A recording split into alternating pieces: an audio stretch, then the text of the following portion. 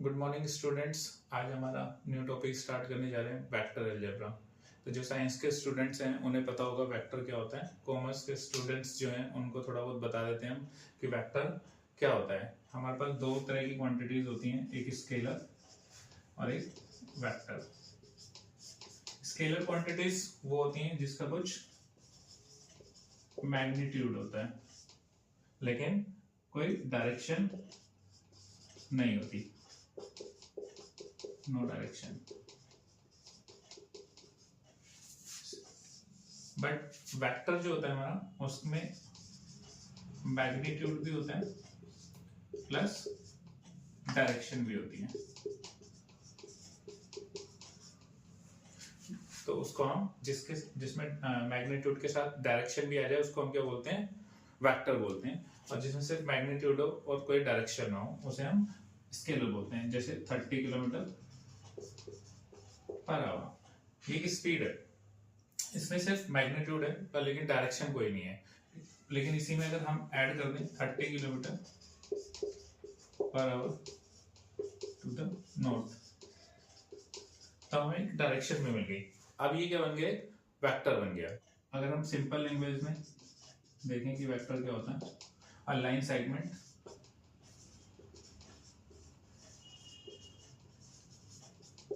With direction.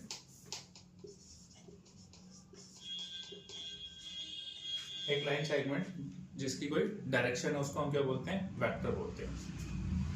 Vector जैसे कि हम अगर एग्जांपल से देखें, ए बी, ये ए पॉइंट, ये बी पॉइंट, और इसको हम बोलेंगे ए बी वेक्टर। इसको इस तरह से हम डिनोट करते हैं।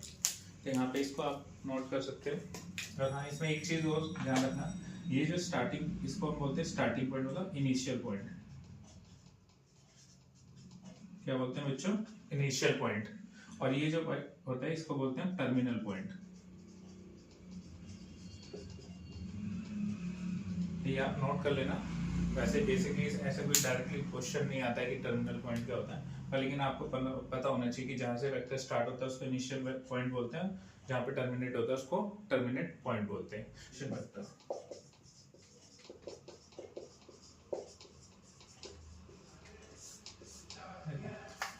हम 3D प्लेन पे पढ़ रहे हैं। तो ये हमारा एक्स एक्सिस हो गया, हमारे एक्स एक्सिस, ये y axis and this is z axis. ये पॉइंट O 0 0 0। मान लो अगर हम कोई एक पॉइंट ले लेते हैं प्लेन पे P x y and z।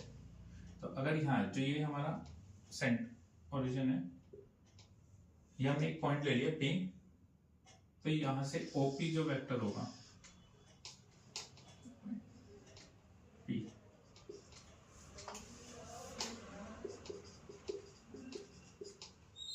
This is called OP vector. हम इसका मैग्नीट्यूड भी निकाल सकते हैं। अब इसको आगे भी पढ़ेंगे।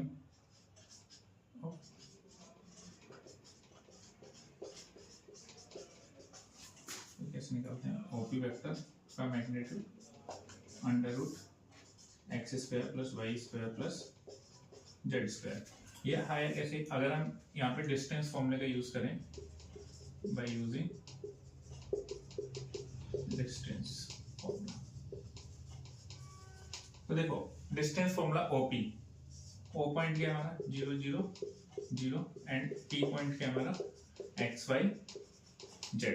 तो अगर डिस्टेंस फॉर्मूला लगाएं तो वो क्या देगा, हमें मैग्नीट्यूड ही देगा, क्योंकि हमें मैग्नीट्यूड क्या सीखा था अभी हमने, OP का या एक लाइन सेगमेंट जो होती है हमारी उसका डिस्टेंस। तो क्या हो जाएगा, x माइनस 0 का whole square plus y minus 0 का whole square. Distance formula use करें तो OP वेक्टर का मैग्नीट्यूड कितना आ जाएगा, x square plus y square plus z square. ये चीज हमने यहाँ पे लिखी है, को इनिशियल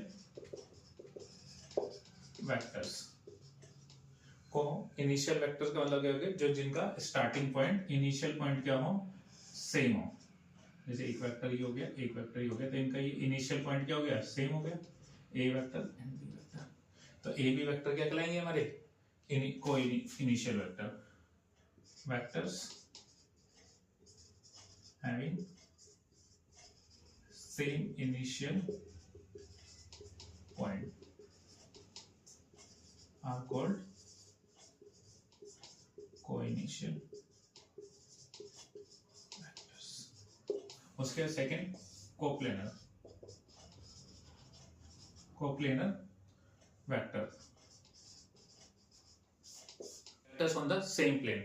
जैसे कि अगर ये हमारा प्लेन है, एक प्लेन है, अगर इस पे हम ऐसे दो वेक्टर बना दें तो ये क्या हो जाएंगे, सेम ही प्लेन पे दो वेक्टर हो जाएंगे। डायरेक्शन इसमें और मैग्नीट्यूड डिफरेंट हो सकते हैं, उससे कोई मैटर नहीं करता। ये हमने ए वेक्टर बना दिया और एक ये बी वेक्टर बना दिया, तो ये एक ही प्लेन पे हमारे क्या आ गए, दो वेक्टर्स आ गए। तो हम क्या करेंगे इनको, coplanar vectors on same plane, ऐसे लिख ले। यूनिट वेक्टर क्या होता है, यूनिट वेक्टर जिसका मैग्नीट्यूड कितना हो, 1 हो। A vector of unit magnitude in the direction of given vector a vector is called as unit vector। Unit vector को हम कैसे लिखते हैं, a कैप, इसको हम बोलते हैं a कैप। मान लो कि एक हमारा ये वेक्टर है, a वेक्टर जिसका मैग्नीट्यूड कितना है हमारा, 3 यूनिट्स है, 1 2 3। तो इसके 1 यूनिट के कितने वेक्टर्स में डिवाइड कर सकते हैं हम इसको, 3। a cap. तो इसको हम बोलते हैं इस डायरेक्शन में, ए वेक्टर की डायरेक्शन में हमारे पास जो ए वेक्टर ए कैप कहलाएगा वो हमारा क्या होगा, यूनिट वेक्टर होगा। यूनिट वेक्टर के बाद हमारे पास आता है कोलिनियर वेक्टर। कि कोलिनियर वेक्टर क्या होते हैं, 2 और more vectors are said to be collinear. 2 या 2 से ज्यादा वेक्टर्स जो होते हैं कोलिनियर कहलाते हैं कब, if they are parallel to the same line segment. अगर कोई एक लाइन है, इस लाइन के पैरेलल जितने भी वेक्टर्स होंगे वो सब क्या कहलाएंगे, collinear vectors, is respective of their magnitude and direction. देखो ए वेक्टर की डायरेक्शन इस साइड और बी वेक्टर की डायरेक्शन इस साइड है, और हमें दिख भी रहा है ए बी और सी वेक्टर के जो मैग्नीट्यूड्स हैं वो भी डिफरेंट है, क्योंकि लाइन सेगमेंट अलग अलग है, तीनों का लाइन सेगमेंट जो है वो अलग अलग है। तो इसलिए हम बोलेंगे कि ये जो ए बी के पैरेलल जितने भी हमारे पास वेक्टर्स होंगे वो सब क्या कहलाएंगे, कोलिनियर वेक्टर। उनकी डायरेक्शन और मैग्नीट्यूड्स अलग अलग हो सकते हैं। नेक्स्ट है हमारा नल और जीरो वेक्टर। नल या जीरो मतलब जिसका कोई भी मैग्नीट्यूड ना हो। A vector whose initial and terminal point coincide. जैसे कि यही हमारा इनिशियल पॉइंट हो गया और यही हमारा क्या हो गया, टर्मिनल पॉइंट हो गया। तो ये जो वेक्टर होगा वो क्या कहलाएगा, zero vector. is called a zero vector or null vector and denoted as zero vector। Zero vector को हम कैसे डिनोट करते हैं, इस तरह से। Zero vector can not be assigned a definite direction as it has zero magnitude. तो direction तो उसकी होगी जिसका कुछ मैग्नीट्यूड होगा, अगर कोई मैग्नीट्यूड ही नहीं है तो इसका डायरेक्शन भी कुछ नहीं। इस तरह के जो हमारे वेक्टर्स होते हैं जीरो वेक्टर, वो किस तरह से आते हैं, जैसे कि ए वेक्टर में हम इसी का नेगेटिव वेक्टर ऐड कर दीजिए, जो हमारा नेक्स्ट है, नेगेटिव वेक्टर ऐड कर दें तो हमें क्या मिलेगा, जीरो वेक्टर। और इसकी जो डायरेक्शन होती है वो आर्बिट्ररी होती है, क्योंकि हम इसको बोल सकते हैं, क्योंकि मैग्नीट्यूड ही नहीं है, हम बोल सकते हैं कि कोई भी डायरेक्शन नहीं है, या ये भी बोल सकते हैं रिगार्डलेस इसकी डायरेक्शन है। तो एंड और मैग्नीट्यूड कितना होगा इसका, जीरो वेक्टर हमेशा। मैग्नीट्यूड जीरो वेक्टर का हमेशा मैग्नीट्यूड कितना होगा, जीरो। नेक्स्ट है हमारा negative of A vector, same magnitude but opposite direction. Same magnitude मतलब अगर हम बोले कि अगर इसका जो मैग्नीट्यूड है ए वेक्टर का, ये क्या कहलाएगा, नेगेटिव, ऐसे। उसका मैग्नीट्यूड अगर हमारा 5 यूनिट्स है तो इस वेक्टर का जो मैग्नीट्यूड होगा वो भी क्या कहलाएगा, वो भी क्या होना चाहिए, 5 यूनिट्स। बस सिर्फ डायरेक्शन चेंज हो गई है तो क्या कहलाएंगे, इस ए वेक्टर का नेगेटिव वेक्टर क्या होगा, माइनस ए वेक्टर। नेक्स्ट है हमारा इक्वल वेक्टर्स। इक्वल वेक्टर्स क्या होते हैं, जिसका मैग्नीट्यूड एंड डायरेक्शन सेम हो जाए, जिसका मैग्नीट्यूड भी सेम हो और डायरेक्शन भी सेम हो। हमें बोल सकते हैं ए वेक्टर का मैग्नीट्यूड क्या होगा, यहाँ पे बी वेक्टर के मैग्नीट्यूड के इक्वल होगा, तभी हम क्या बोलेंगे, और डायरेक्शन भी हमारी सेम होनी चाहिए। अभी इसको एक बार और भी पढ़ेंगे, जब हम एग्जांपल के थ्रू पढ़ेंगे, कोई एग्जांपल लेंगे इक्वल वेक्टर्स का, उसके अकॉर्डिंग भी तुम देखोगे कि इक्वल वेक्टर क्या होते हैं। तो अभी के लिए सिर्फ इतना देखो, इक्वल वेक्टर्स कौन से होते हैं, जिसका मैग्नीट्यूड और डायरेक्शन सेम हो। फ्री वेक्टर क्या होता है, vector can be displace without changing its magnitude and direction. इस वेक्टर को अगर हम यहाँ पे रख दें तो अब देखो, इसका ना तो हमने मैग्नीट्यूड चेंज किया है और ना ही डायरेक्शन चेंज की है, और सेम प्लेन पे हमने इसको कहीं पे और उठा के रख दिया without changing its magnitude and direction. तो तो हम एक एग्जांपल देखते हैं कि हमें कुछ एग्जांपल देना, ये पूछा कि ये वेक्टर है या स्केलर क्वांटिटीज है। तो देखो हमें क्या गिवन है 5 सेकंड, 5 सेकंड का एक टाइम, और टाइम का कोई डायरेक्शन नहीं होती, तो ये क्या हो गया स्केलर। 1000 सेंटीमीटर क्यूब, 7000 सेंटीमीटर क्या हो गया वॉल्यूम, वॉल्यूम की भी कोई डायरेक्शन नहीं होती, तो ये क्या हो गया स्केलर। 10 न्यूटन, 10 न्यूटन क्या है हमारी फोर्स, इसे कैसी होती है vector quantity. 30 kilometre per hour, 30 kilometre per hour speed है, स्पीड हमेशा स्केलर होती है। 10 ग्राम पर सेंटीमीटर क्यूब, ये भी एक डेंसिटी है, डेंसिटी क्या होती है स्केलर क्वांटिटी होती है। 20 मीटर पर सेकंड टुवर्ड्स नॉर्थ, 20 मीटर पर सेकंड नॉर्थ, ये इसमें एक डायरेक्शन हमें गिवन है, ये स्पीड है, स्पीड के साथ हमें क्या दे दिया मैग्नीट्यूड के साथ हमारे पास क्या आ गया डायरेक्शन आ गई। तो डायरेक्शन क्या होती है हमेशा, सॉरी स्केलर की जगह आएगा वेक्टर, वेक्टर क्वांटिटी, वेलोसिटी हमेशा क्या होती है वेक्टर क्वांटिटी होती है। नेक्स्ट क्वेश्चन है, हमें ये दिया हुआ पिक्चर दी है, उसमें दिया हुआ है स्केल जो है हमारा 1 यूनिट का है, और हमसे पूछा कोलिनियर वेक्टर्स बताएं। तो कोलिनियर हमने बताया था कि कोलिनियर वेक्टर्स कौन से होते हैं, कोई एक लाइन सेगमेंट के पैरेलल जितने भी वेक्टर्स होंगे is respective of their magnitude and direction. हमें मैग्नीट्यूड और डायरेक्शन से भी मतलब नहीं, डायरेक्शन एंड मैग्नीट्यूड अलग अलग हो सकते हैं, पर लेकिन वो एक लाइन के पैरेलल होनी चाहिए, मतलब जितने भी वेक्टर जो एक साथ पैरेलल होंगे वो सब क्या कहलाएंगे कोलिनियर। तो यहाँ पे देखो ए वेक्टर, सी वेक्टर और डी वेक्टर क्या हमारे कोलिनियर हो जाएंगे।